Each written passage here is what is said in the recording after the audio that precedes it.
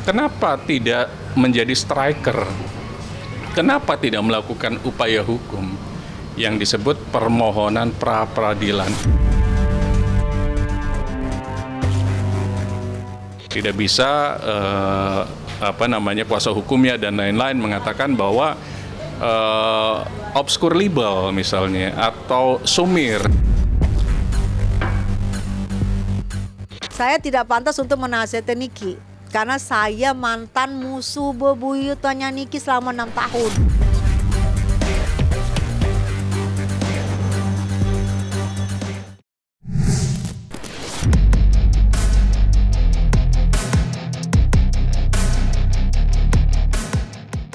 Kepastian dari nasib masa depan Nikita Mirzani dalam perputaran kasus dugaan pemerasan dan tindak pidana pencucian uang yang dilayangkan Reza Gladys masih menjadi perdebatan sengit di masyarakat. Bagaimana tidak, sudah lebih dari 2 bulan waktu berlalu, berkas perkara Nikita tak kunjung rampung diterima JPU. Sebaliknya, ia justru harus dikenakan beberapa kali penambahan masa penahanan. Mulanya, masa penahanan Nikita ditambah selama 40 hari. Namun pada awal bulan Mei 2025 silam, Nikita kembali dikenakan penambahan masa tahanan selama 30 hari. Sontak saja, hal itu pun memancing banyak tanya, khususnya tentang apa yang sebenarnya terjadi selama proses pelimpahan berkas perkara. Lantas, seperti apa advokat Firman Chandra menyikapi hal ini? Karena esensi dari P19 itu harus clear, bahwa alat buktinya itu clear, bahwa untuk menjadikan tersangka dengan 2 alat bukti itu clear. Sehingga pada saat nanti tahap 2 dan atau P21 disidangkan, ini masih P19 nih, kalau terminologinya masih P19. Kalau sudah P19 berakhir, sudah cukup bukti, ini kan tersangka dan alat buktinya diserahkan ke kejaksaan. Kejaksaan yang mana? Kalau yang menahan Polres berarti Kejaksaan Negeri. Kalau yang menahannya adalah Kejati, berarti yang Polda, berarti yang menahan adalah Kejati. Jadi polisi dan jaksa itu masih bolak-balik berkas tersebut. Ada pertanyaan, ada koreksi dari jaksa, dikembalikan lagi. Apakah boleh? Boleh saja. Itu hukum acaranya di situ. Tidak bisa serta-merta karena bolak-balik dianggap alat buktinya kurang. Tidak juga. Karena mereka pengen pada saat persidangan itu clear bahwa memang terbukti gitu lah. Terbukti tersangka itu kalau disidangkan namanya terdakwa, terbukti melakukan tindak pidana yang disangkakan dan atau didakwakan. Ya silakan, itu hak. Jadi kalau hak dan wewenang kekuasaan yang melekat ya silakan. Tapi yang jadi persoalan ini kenapa ditahan-tahan terus gitu loh. Kalau memang yakin dengan Anda bukti ya udah limpahkan aja. Kenapa masih bingung cari bukti? Masih bingung cari bukti kan jadi timbul pertanyaan gitu. Ada apa Anda masih bingung cari bukti? Kemarin cari bukti, hari ini cari bukti, kan repot kita. Tidak bisa kuasa hukumnya dan lain-lain mengatakan bahwa obscure libel misalnya atau sumir, alat buktinya kurang gitu lah. Dengan catatan mereka melihat bolak-baliknya berkas nih dari penyidik ke jaksa penuntut umum, jaksa penuntut umum balik lagi ke penyidik, dan seterusnya berkali-kali. Tapi kalau kita lihat dari KUHP penahanan, boleh penyidik itu memperpanjang berikutnya, pengadilan tinggi sampai ke Mahkamah Agung. Itu boleh sebenarnya, karena sebuah tindak pidana tidak bisa ujuk-ujuk langsung gara-gara alat bukti kurang langsung dibebaskan, tidak bisa juga.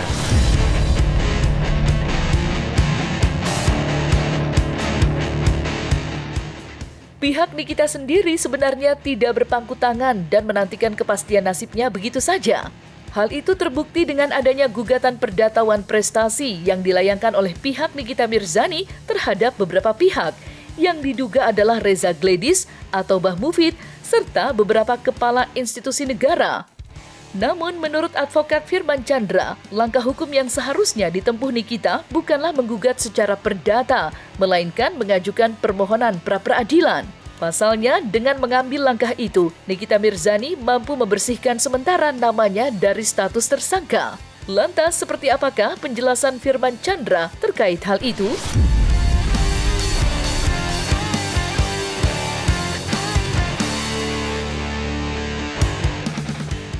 Sebenarnya yang harus dilakukan untuk mengatasi permasalahan atau dispute hukum ini, yang harus dilakukan oleh kuasa hukumnya, coba pra-peradilan.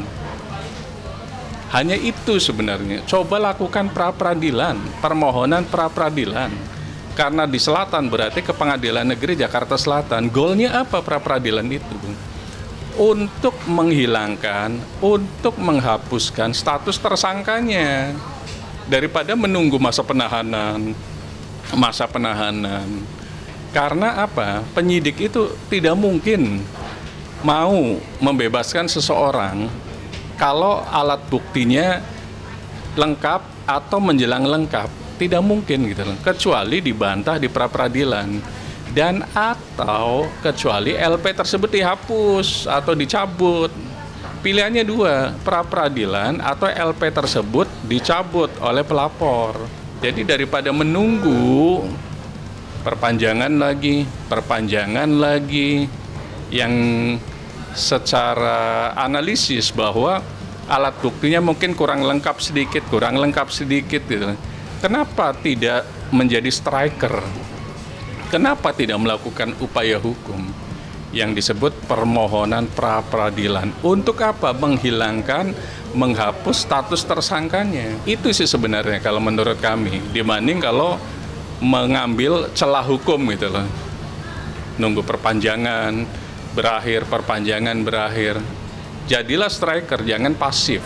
Itu yang harus dilakukan semestinya. Kalaupun misal pra-peradilan belum berhasil, at least puas gitu loh bahwa upaya yang dilakukan sudah. Ya itu kan strategi saya. Anda kan nggak boleh tahu apa yang harus saya lakukan. Ya itulah saya melakukan sesuatu di detik-detik yang memang pada saatnya saya harus lakukan.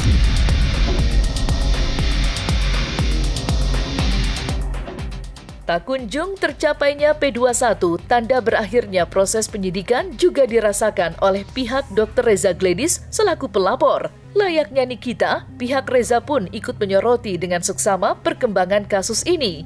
Apalagi mereka bahkan menduga bahwa aksi jaksa penuntut umum yang belum juga menerima berkas perkara Nikita masih berkaitan dengan pemanggilan saksi S dan O.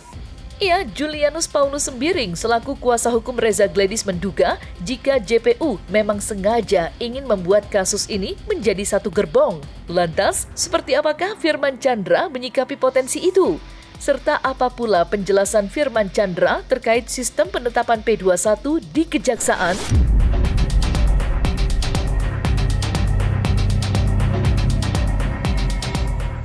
Jaksa itu adalah tupoksinya penuntutan. Penyidik, polisi itu penyidikan. Jadi pada saat sudah masuk ke ranah penuntutan, jaksa harus sempurna dakwaannya supaya tidak dibantah dalam persidangan. Lebih baik capek di depan, lebih baik rumit di depan, lebih baik dia sedikit diskusi detail dengan penyidik agar melengkapi dokumen ini. Ini katakanlah misalnya kasus pemerasan jungto, pencucian uang jungto lewat media elektronik kan begitu. Berarti bukti-buktinya kan harus komprehensif, bukti transfer, bukti chatting dan bukti-bukti lainnya. Mungkin ada bukti yang kurang atau ada yang belum sinkron gitu loh di situ, sehingga dibutuhkan tambahan barang bukti. Mungkin bisa jadi kurangnya saksi.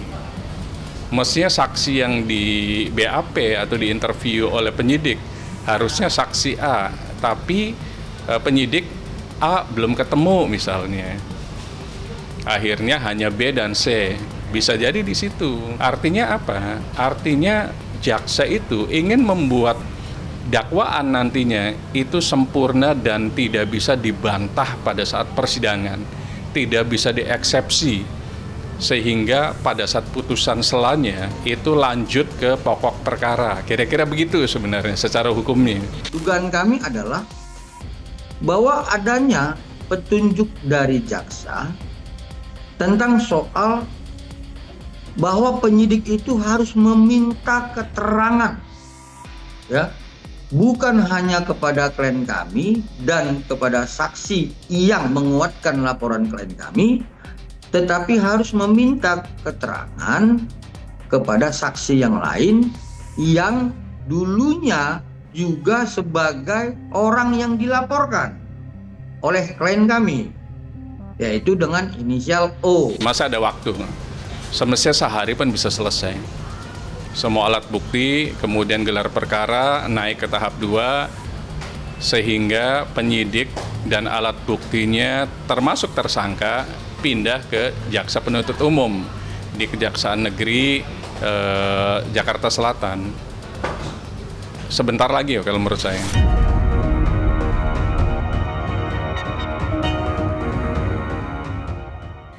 Mirisnya, belakangan mulai timbul perasaan yang mengganjal di benak pihak Reza, khususnya tentang BAP terbaru yang mereka berikan beberapa waktu yang lalu. Bagaimana tidak, di dalam BAP terbaru itu banyak pertanyaan penyidik yang terindikasi mengarah kepada saksi S dan saksi O. Iya, seperti diketahui, saksi S dan O tersebut adalah dua sosok lain yang dilaporkan Reza namun belum menjadi tersangka. Dan yang membuat pihak Reza kini merasa janggal, saksi S dan saksi O justru tidak dimintai keterangan sampai saat ini. Sontak saja perasaan janggal itu pun berubah menjadi rasa curiga. Lantas, mungkinkah kecurigaan ini akan berbuntut kepada langkah hukum terbaru?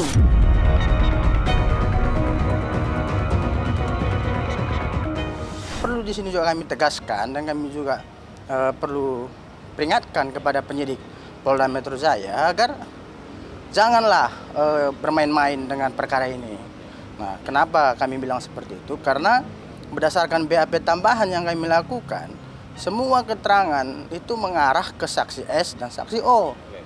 Nah, tapi sampai dengan detik ini penyidik Polda Metro Jaya belum ada memanggil ataupun melakukan BAP tambahan terhadap saksi O atau saksi S. Nah, jangan nanti kami ini menganggap sebuah menghambat atau menghalang-halangi proses penyidikan terhadap perkara yang kami laporkan. Kami juga mempunyai upaya hukum lain. Jika memang nanti penyidik kami anggap terbukti menghalang-halangi proses penyidikan ini, ya kami pun akan membuat pengaduan ataupun perlindungan hukum kepada Komisi 3 DPR RI. Nah, bahkan kami juga akan mempunyai upaya hukum akan melaporkan penyidik tersebut ke Propam jika memang terbukti bahwa penyidik ini menghalang-halangi perkara tersebut. Pertanyaan itu mengarah semua ke saksi S dan saksi O, BAP tambahan kemarin. Tapi faktanya saksi O dan saksi S ini tidak pernah dipanggil. Nah, jangan nanti pertanyaan yang kami anggap sebuah petunjuk itu dihalang-halangi oleh penyidik. Kemarin kan itu kan udah kami diperiksa BAP tambahan. Nah, seharusnya saksi S dan saksi O diambil juga lah keterangan tambahannya. Baru itu dikembalikan berkas. Nah, faktanya tidak seperti itu. Cuman kami selaku pelapor dan saksi diambil keterangan tambahan, setelah itu dilimpahkan ke penuntut umum. Nah, jadi kami juga meminta kepada penyidik hati-hatilah dalam membuat kebijakan atau melimpahkan berkas ini.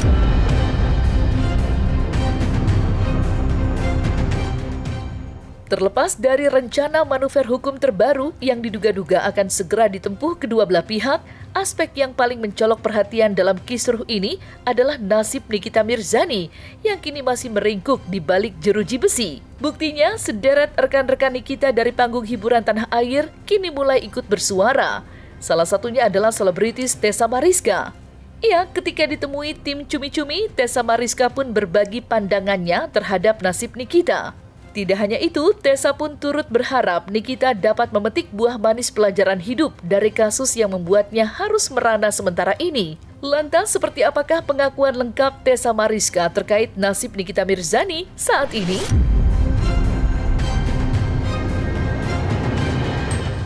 Karena semakin di atas itu kan angin semakin kencang. Kalau kita jadi rumput itu tidak ada angin, semakin atas dan kencang. Itu juga pelajaran buat aku sebenarnya. Jadi bukan pelajaran buat Niki juga, itu pelajaran juga buat kita-kita bahwa ya samalah jika kita lagi di atas, jika kita ini ya paling enggak kita harus waspada. Semakin kita di atas semakin banyak yang mengintai, semakin banyak yang pengen ke posisi kita, semakin banyak yang pengen menggantikan kita. Jadi dengan berbagai macam cara. Jadi menurut aku kita harus lebih waspada lagi. Jangan kalau kita di atas, kalau kita di atas semua orang pengen dekat. Padahal kita nggak tahu yang pengen dekat itu sebenarnya ada yang mau menjurangin kita. Tapi kalau kita lagi di dalam baru semua ketahuan. Oh ternyata lu jahat, lu jahat, lu jahat. Jadi itu pembelajaran buat kita. Apalagi kita ini kayak gua dulu kan pernah single parent. Dan Niki juga seorang single parent dan Niki seorang artis. Itu pembelajaran bukan buat Niki aja, buat kita, karena Niki viral, jadi banyak yang kita ambil pembelajaran. Saya tidak pantas untuk menasihati Niki, karena saya mantan musuh bebuyutannya Niki selama 6 tahun.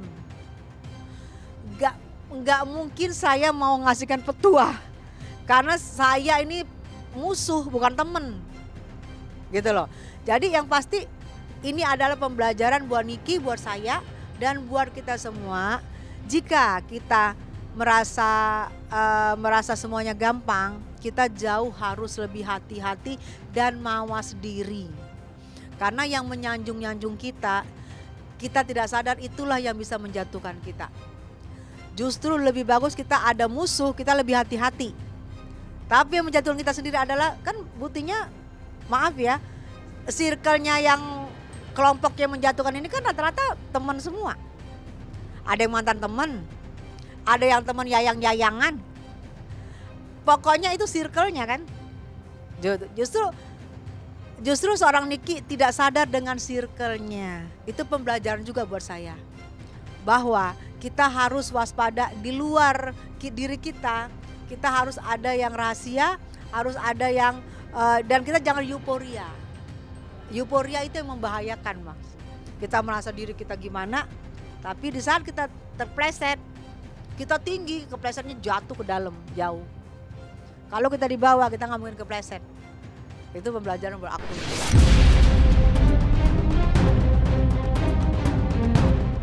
Nah, selesai sudah Cumi Lovers. Saksikan terus Cumi Camp In Depth, kabar lengkap, mendalam, dan akurat dari narasumber terpercaya.